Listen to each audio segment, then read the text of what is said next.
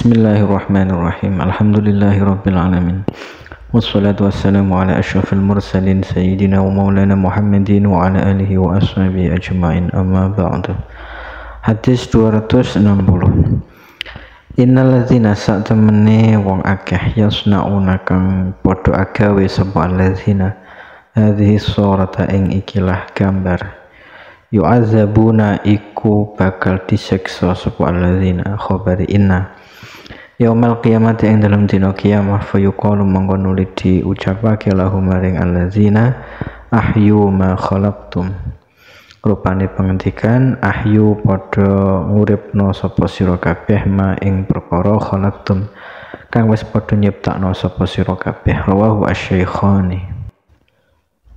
Orang-orang yang semasa hidupnya pernah membuat sebuah gambar patung yang menyerupai makhluk Allah yang memiliki nyawa, entah itu patung hewan atau manusia, maka kelak di hari kiamat akan mendapatkan siksa dari Allah dan juga akan disuruh untuk memberikan nyawa atau menghidupkan patung yang telah dia buat semasa hidupnya, dan itu tidak akan mungkin terjadi.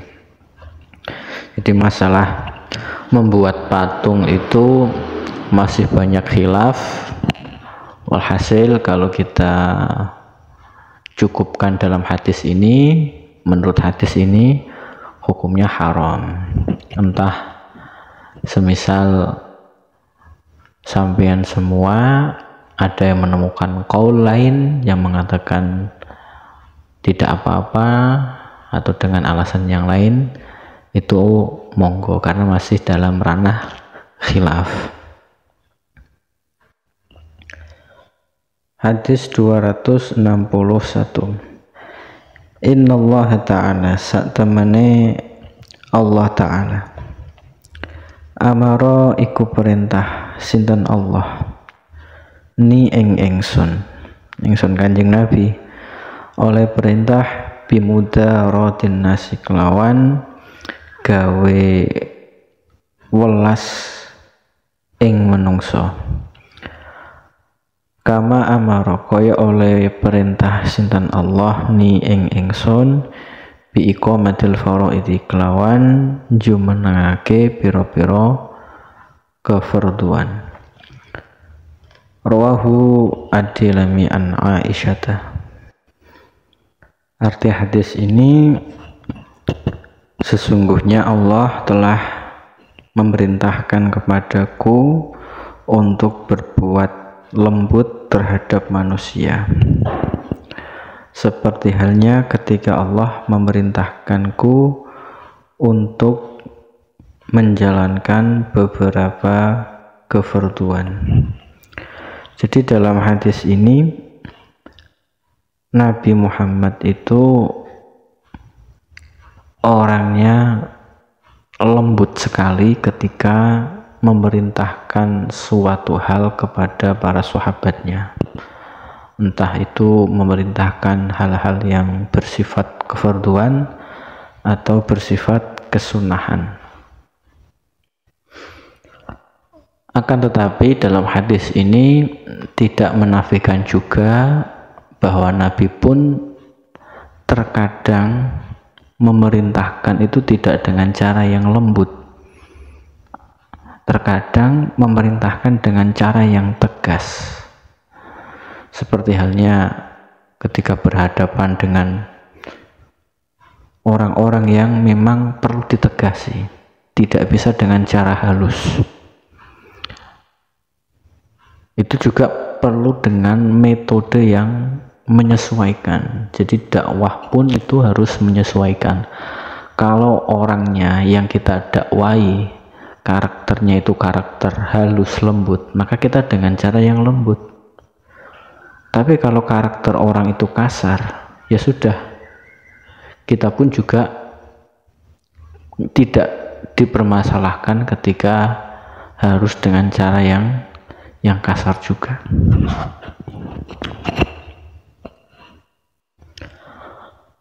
Atau dakwah itu juga harus bertahap. Dalam artian ketika kita memang menghadapi orang yang sifatnya keras, mungkin kita bisa menggunakan dengan cara yang halus dulu, baru kemudian kalau dengan cara halus tidak bisa, nah mungkin baru pilihan yang kedua itu dengan cara yang kasar.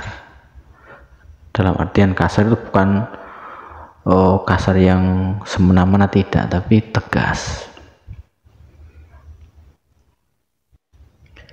Ya karena ya aneh, ngapain kita mendakwai orang yang lembut-lembut hatinya dengan cara yang kasar?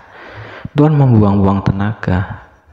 Orang yang memang sifatnya lembut, ya kita dengan cara yang lembut, tidak perlu sampai ngotot-ngotot.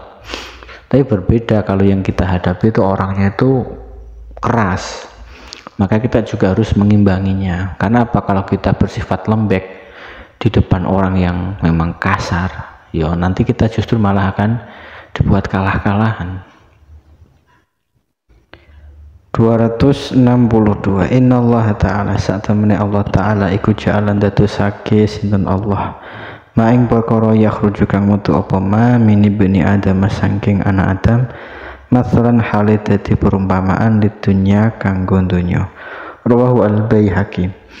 Jadi Allah Subhanahu wa ta'ala menjadikan apa yang dikeluarkan oleh anak Adam keluar dari tubuhnya, seperti halnya kencing atau kotoran yang keluar dari lewat lubang belakang, itu adalah perumpamaan seperti dunia. Jadi dunia ini kotor, ya, diibaratkan seperti apa yang dikeluarkan oleh anak Adam dari kotoran-kotorannya. 263. Innallaha ta'ala satamani Allah ta'ala jawadun iku zat kang lomo yuhibbu demen sinten Allah al-juda ing kelomanan, wa yuhibbulan demen sinten Allah ma'aliyal akhlaki ing piro-piro luhure akhlak, wa yakrahulan gedeng sinten Allah safsafaha ing piro-piro kealanane akhlak. Rawahu Abu Nuaim an Ibnu Abbas.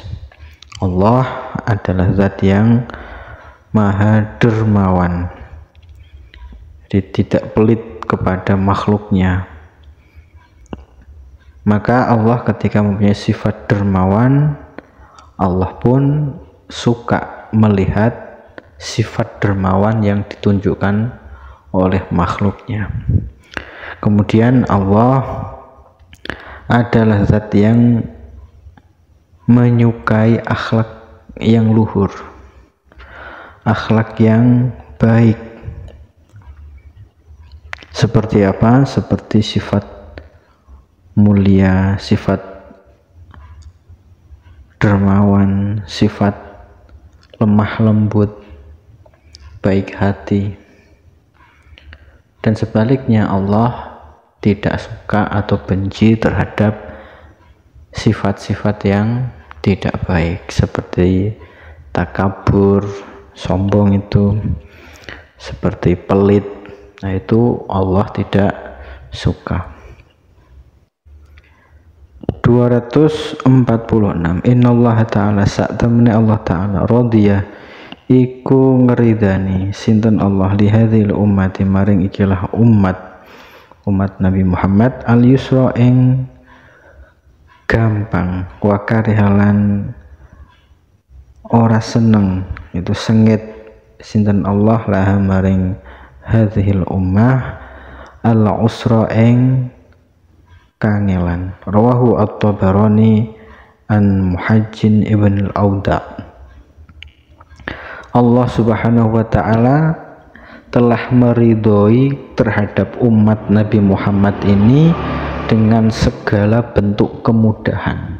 Jadi agama Islam ini diperuntukkan untuk umat Nabi Muhammad itu sudah disetting Allah Subhanahu wa ta'ala dengan semudah-mudahnya untuk dijalankan. Jadi tidak ada perintah ibadah dari Allah itu yang memberatkan umat Nabi Muhammad, itu tidak ada.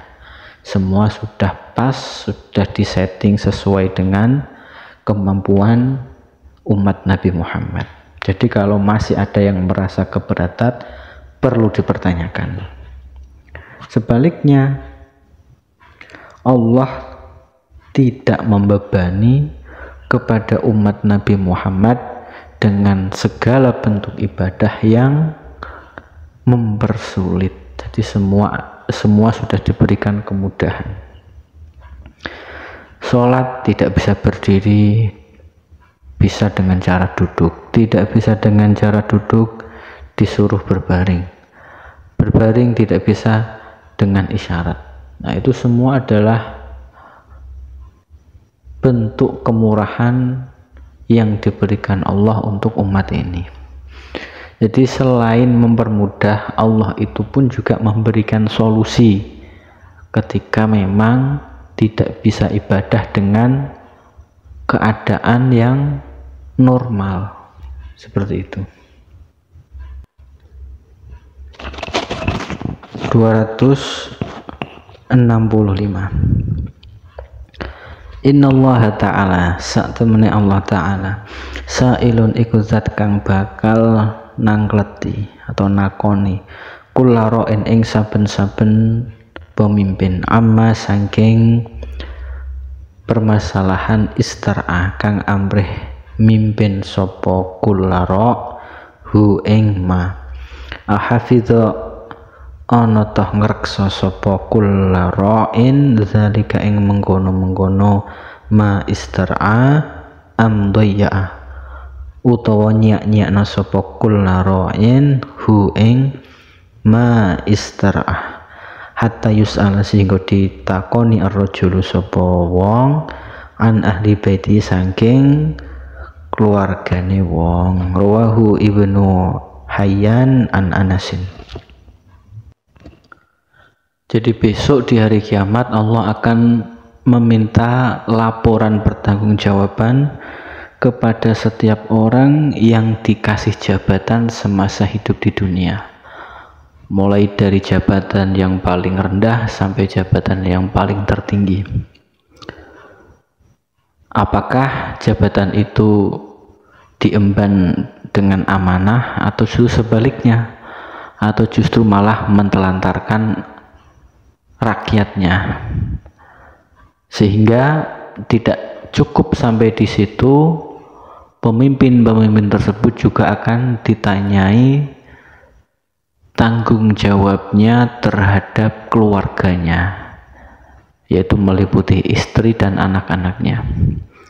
Jadi menjadi pemimpin itu tidaklah mudah, sangat besar resikonya, sangat besar tanggung jawabnya, dan tanggung jawabnya itu akan berkelanjutan sampai di hari kiamat.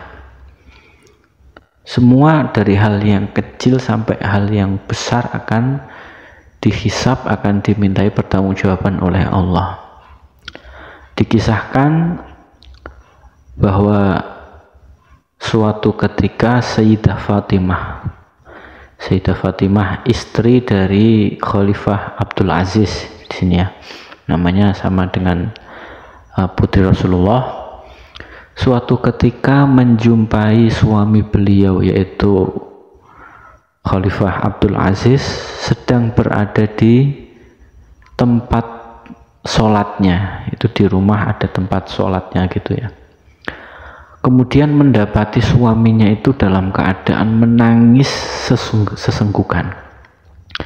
Ditanyalah, ada masalah apa sehingga panjenengan nangis sampai seperti itu, wahai suamiku? Khalifah Abdul Aziz menjawab, saya menangis karena saya merasa gagal menjadi khalifah, menjadi pemimpin. Saya melihat masih banyak sekali rakyatku yang masih kelaparan, masih belum tercukupi ekonominya, masih banyak yang tidak memiliki rumah.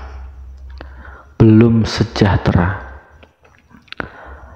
Engkau tahu wahai istriku, Khalifah Abdul Aziz melanjutkan obrolannya, besok di hari kiamat musuhku itu bukan rakyatku, bukan mereka yang akan menuntutku, tetapi musuhku di hari kiamat yaitu Nabi Muhammad.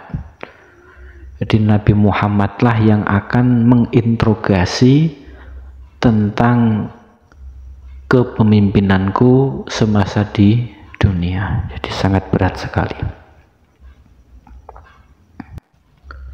266. Innallaha ta'ala, sa'damani Allah ta'ala, kataba iku wis nulis sinten Allah fi ummil kitab ing dalam ummul kitab yaiku Fatihah, qabla ay yakhluqa ing dalam sedurunge yen to nyiptakake sinten Allah as-samawati ing pira-pira langit wal ardo lan bumi. Innani sak temene ingsun, ana hiyo ingsun ar-rahmanu iku zat kang maha welas asih. Khalaqtu wis nyiptake sapa ingsun ar-rahima ing sifat welas.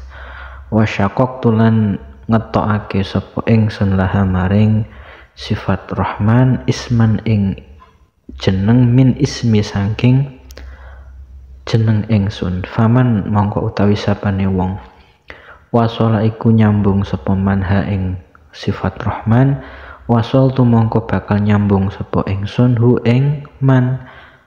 Waman lan utawi sapane wong kota iku megot sapa manha ing sifat Rahman, kotok tu mongko bakal medhot sapa ingsun hu ing man. Rawahu at-Tabarani an Jaririn. Allah Subhanahu wa ta'ala telah menuliskan dalam Ummul Kitab atau dalam surat Fatihah, beliau telah memproklamirkan bahwa saya adalah zat yang maha belas kasih terhadap seluruh makhluk. Jadi sebelum Allah menciptakan dunia seisinya meliputi langit dan bumi, Allah sudah mengatakan seperti itu. Saya menciptakan sifat belas kasihan dan saya telah mengeluarkan dari sifat tersebut sebuah nama yang kemudian saya jadikan untuk mensifati namaku, yaitu Allah Ar-Rahman. Maka barang siapa yang mau berbuat belas kasihan kepada sesama makhluk, maka saya akan belas kasihan kepada orang tersebut, dan sebaliknya barang siapa yang tidak berbuat belas kasihan kepada makhlukku, maka saya akan memutuskan rasa belas kasihanku ini kepada orang tersebut. 267. Innal mu'mina satamne wong mukmin iku layan jusu iku ora najis sapa mukmin. Rawahu al-Bukhari wa Muslim. Artinya orang yang mukmin itu lahiriahnya atau zahirnya tidak najis, entah itu masih hidup atau sudah meninggal. Di sini bukan berarti orang yang tidak mukmin itu badannya najis, ya tidak. Sifat di sini, sifat mukmin ini kalau dalam syarah kitabnya itu adalah wasfun tordiyun ghalibiyun, itu sifat yang timbulnya itu setelah adanya manusia. Jadi manusia itu setelah diciptakan kemudian lahir sifat baru. Apakah nanti dia muslim, apakah nanti dia kafir, itu adalah sifat yang tordiyun, yang munculnya itu setelah adanya penciptaan orang tersebut. Jadi bukan berarti maknanya yang suci itu hanya orang mukmin, tidak. Orang kafir pun jasadnya pun juga tidak najis, sama saja. Kita menyentuh orang kafir ya bukan berarti terus kita harus membasuhnya, tidak. Karena dalam Al-Quran sudah disebutkan walaqad karramna bani Adam. Jadi Allah itu secara umum telah memuliakan anak Adam, yaitu dengan apa? Dengan bitoharotihi, yaitu dengan sucinya jasadnya, sucinya badannya. Adapun dalam ayat lain ada yang mengatakan innamal musyrikuna najasun, orang-orang musyrik itu najis. Yang dimaksud najis di sini itu bukan najis badannya, tapi najis i'tiqadnya, yaitu najis keyakinannya. 268. Innallaha ta'ala, saat temene Allah ta'ala lamma khalaqa ing dalam semangsane nyiptakake sinten Allah al khalqa ing makhluk kata mongko netepake sinten Allah biadi kelawan astane Allah ala nafsihi ing atase zate Allah. Netepake inna rahmati saat temene kawelasan ingsun iku taglibu iku ngalahake apa rahmati ghadabi ing sifat bendune ingsun. Rawahu Ibnu Majah an Abi Hurairah. Jadi Allah ketika menciptakan seluruh makhluk, Allah telah berjanji kepada zatnya sendiri bahwa belas kasih Allah ini lebih besar daripada murkanya Allah. Jadi sebesar apapun dosanya seseorang, Allah masih punya rasa belas kasih yang lebih tinggi, belas kasih yang lebih besar. Kita lihat saja di dunia ini, meskipun jumlah orang kafir itu tidak sedikit, dalam arti banyak sekali, tapi Allah masih memberikan mereka rezeki. Itu saja orang kafir, apalagi kepada orang mukmin. Kayak apa rahmatnya Allah kepada orang-orang mukmin, sangat besar dan bisa mengalahkan murkanya Allah. Orang mukmin yang berbuat dosa ketika mau insaf, mau bertaubat, pasti Allah akan menerima taubatnya. Allah akan mendengarkan taubat orang tersebut. Maka di sini penting sekali sifat roja ini kita harus pegang secara kuat. Sifat roja itu sifat berharap kepada Allah. Ketika kita menyadari bahwa kita ini pendosa, memiliki dosa yang banyak, tetap saja kita butuh Allah selama-lamanya. Tetap saja kita harus memohon, meminta kepada Allah agar selalu diridhoi dan diberikan rahmatnya. Kalau tidak kepada Allah, kepada siapa lagi yang akan kita mintai rahmat itu sendiri? Kalau tidak kepada Allah, kepada siapa lagi kita meminta ampunan? Jadi Allah pun seperti itu. Allah itu adalah zat yang tidak merasa rugi ketika ada seorang yang telah berbuat dosa kemudian dia kembali lagi kepada Allah, dia meminta maaf kepada Allah. Allah sangat tidak merasa dirugikan. Jadi jangan sampai kita justru malah menghindar kepada Allah ketika kita ingat kepada dosa-dosa kita.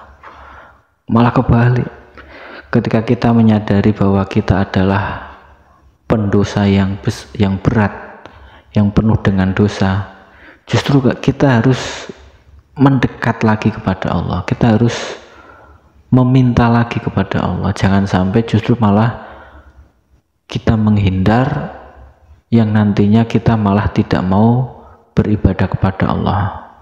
Saya tidak mau sholat karena saya takut, kan tadi habis berbuat maksiat. Nah, itu malah kelirunya orang, justru malah seperti itu.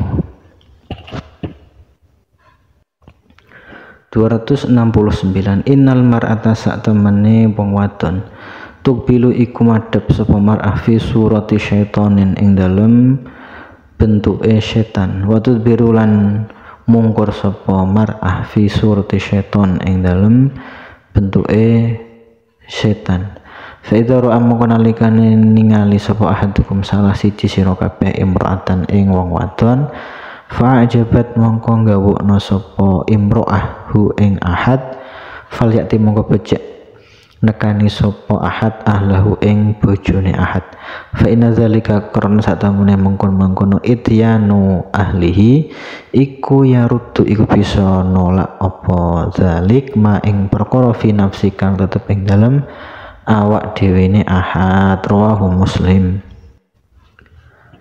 Jadi wanita itu secara umum diciptakan oleh Allah itu terkadang untuk membuat fitnah kepada kaum Adam.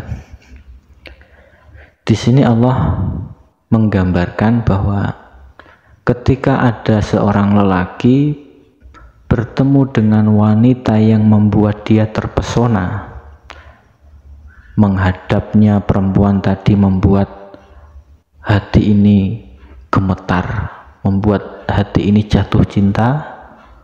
Ketika wanita tersebut berpaling dari kita, seakan-akan kita penasaran, kita masih mencari-cari siapa tadi wanita kok cantiknya seperti itu.